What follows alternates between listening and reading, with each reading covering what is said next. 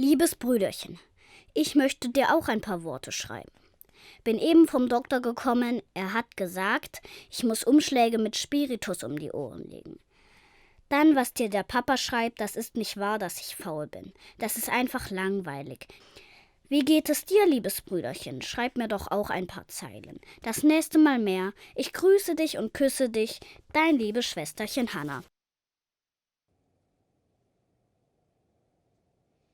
Dieser Brief vom 4.5.1939 ist eines der letzten Lebenszeichen der 11-jährigen Hanna Herschkowitz. Sie schreibt ihn aus dem Exil in Słupca in Großpolen, wohin sie und ihre Eltern 1938 im Zuge der Polenaktion deportiert worden sind. Kurz danach verliert sich ihre Spur. Der Empfänger des Briefs ist Hannas 16-jähriger Bruder Lazar.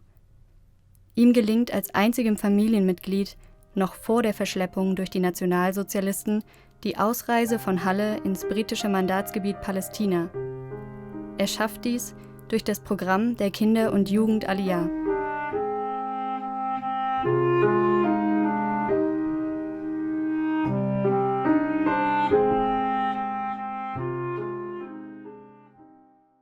Halle an der Saale. Hier am Großer Berlin 8 befand sich in den 1930er Jahren die jüdische Gemeinde.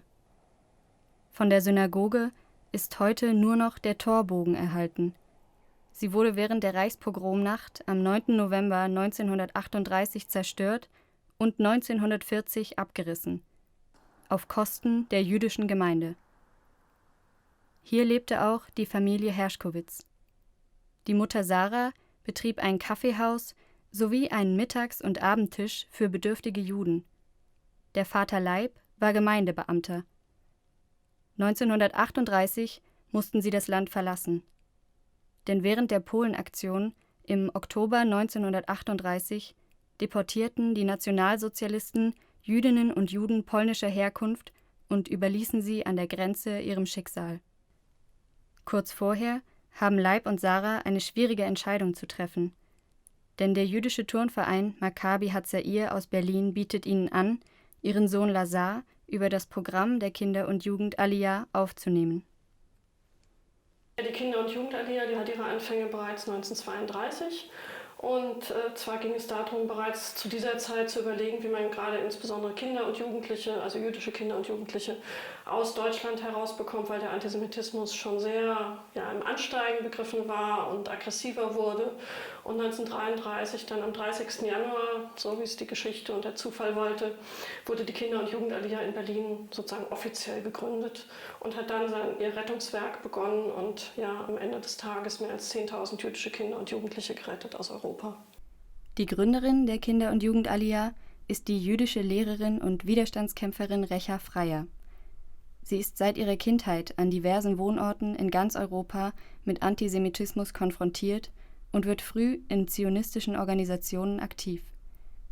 1940 muss Recha Freier selbst mit ihrer 11-jährigen Tochter nach Palästina fliehen und rettet auf ihrem Weg über den Balkan noch 120 weitere jüdische Kinder vor der Deportation.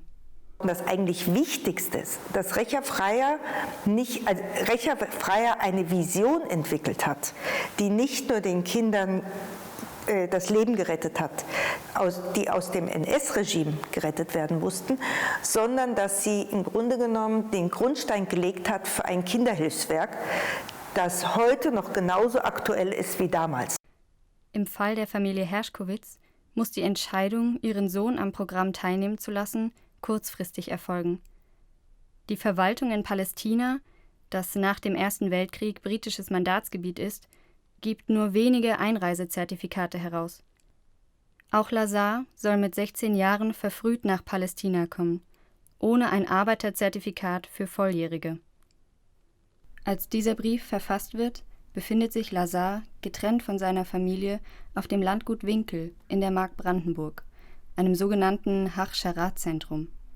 In dieser Ausbildungsstätte erlernt er nicht nur landwirtschaftliche Kenntnisse zur Vorbereitung auf die Arbeit in Palästina, Lazar bekommt hier auch Schulunterricht, unter anderem in Hebräisch und zur Landeskunde des Mandatsgebiets.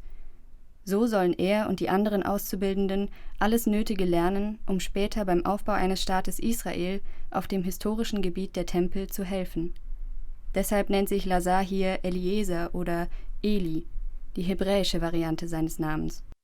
So, und dann war wirklich die Idee, man nimmt junge Leute zwischen 16 und 18, die schon gewisse Reife hatten, auch eine emotionale Stabilität, weil man bedenken musste, es ging ja darum, dass diese Kinder dann auch ihre Elternhäuser verlassen sollten und ihre Geschwister, also die so reif sind, dass sie eine solche Fahrt in ein solches entferntes Land antreten könnten.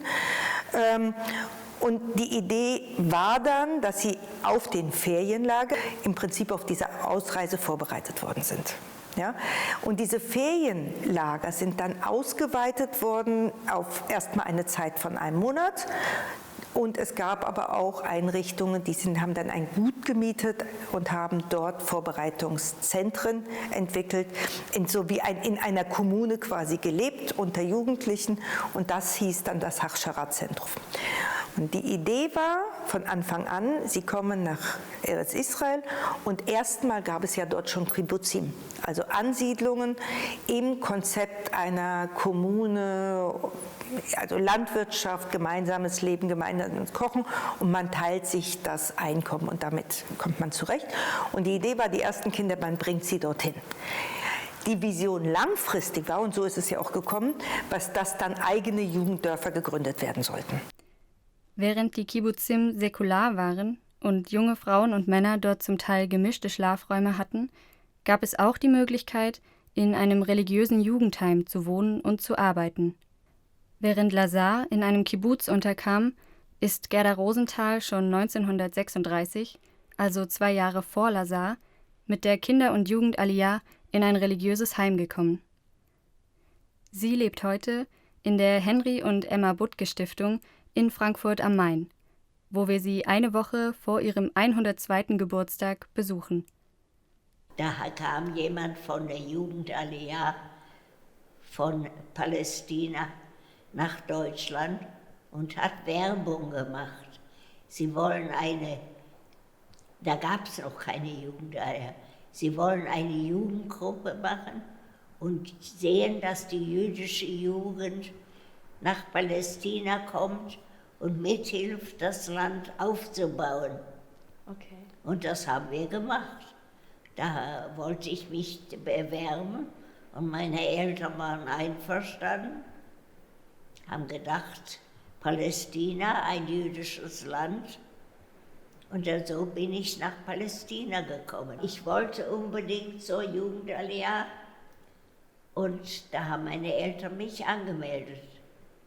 Weil das war nicht so weit wie Amerika. Ich hatte auch Verwandte in Amerika und da hätte ich auch hingehen können. Aber meine Eltern waren froh, dass ich immerhin war.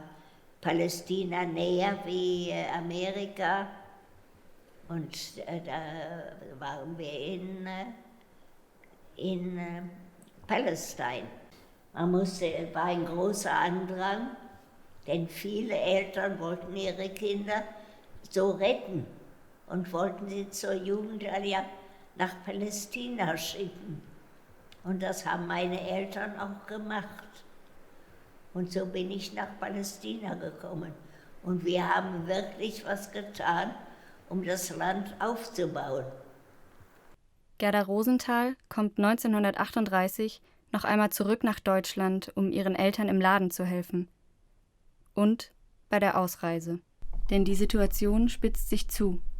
Im November zerstören SA-Truppen und Mobs während der Reichspogromnacht jüdische Einrichtungen und Wohnungen.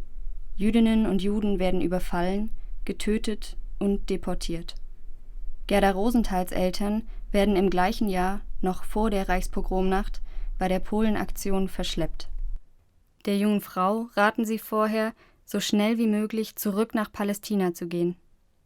Gerda wird ihre Eltern nie wiedersehen. Ähnlich ergeht es auch Lazar. Er arbeitet sich nach seiner Ausreise im Kvutza Schiller, einem kleinen Kibbuz nahe Rechowoth, ein und findet kaum Zeit, auf die Briefe seiner Familie zu antworten. Seine Eltern und seine Schwester sind nach ihrer Verschleppung bei Verwandten in Polen untergekommen und machen sich große Sorgen um ihn. Auch Lazar hört Mitte 1939 das letzte Mal von seiner Familie. Doch warum kann nur Lazar den Nationalsozialisten entkommen, seine kleine Schwester Hanna aber nicht? Na, die Bedingung war eigentlich, dass man etwa erst ab 14 in dieses Programm kommt. Einfach weil man wusste, wenn man kleinere, ich sag mal wirklich in dem Fall sind es ja noch Kinder mit 11 oder mit 12, wenn man die in so ein Programm mitnimmt und da ging es jetzt nicht darum, können die arbeiten oder nicht. Ein Kibbutz hat ja auch eine Schule oder einen Kindergarten. Aber da hat einfach auch man gesagt, die kann man doch nicht von den Eltern wegnehmen. Und in Palästina jetzt irgendwie 11-Jährige in den Kibbutz zu stecken, das wäre auch für die Psyche nicht gut gewesen. Wir kamen nach Jerusalem und Jerusalem war damals da war gar nichts. Und wir waren fleißig, wir haben angebaut, einen Garten mit Gemüse und ja, ein Heim für Jugendliche. Und das war sehr schön. Die Jugendlichen konnten sich da anmelden und dort einen Beruf lernen. Und das haben wir auch gemacht. Und da gab es ein Lied, Anu Banu Arza, Livnot und Hebanot Sham, um aufzubauen, um auch aufgebaut zu werden, so innerlich. Das Pionierlied Anu Banu Arza ist Gerda Rosenthal immer im Gedächtnis geblieben. Und dass sie über ihre Mutter Cäcilie mit der Familie Lipper aus Halle an der Saale verwandt war. Auch Hanna, Heinrich und Leo Lipper wurden nach Polen deportiert und später ermordet. Halle an der Saale. Hier, am Großer Berlin 8, liegen 3 Steine, die an den Tod von Sarah, Leib und Hanna Herschkowitz erinnern. Ohne die Kinder- und Jugendaliyah würde hier noch ein weiterer Stein liegen. Das Kind Lazar Herschkowitz hatte die Chance, zum Mann Eliezer Elad zu werden, der im neu gegründeten Staat Israel lebte und eine Frau namens Naomi heiratete. Und so kommen auf 3 schreckliche Geschichten eine, in der ein Junge Glück hatte und sich in seiner neuen Heimat ein Leben aufbauen konnte.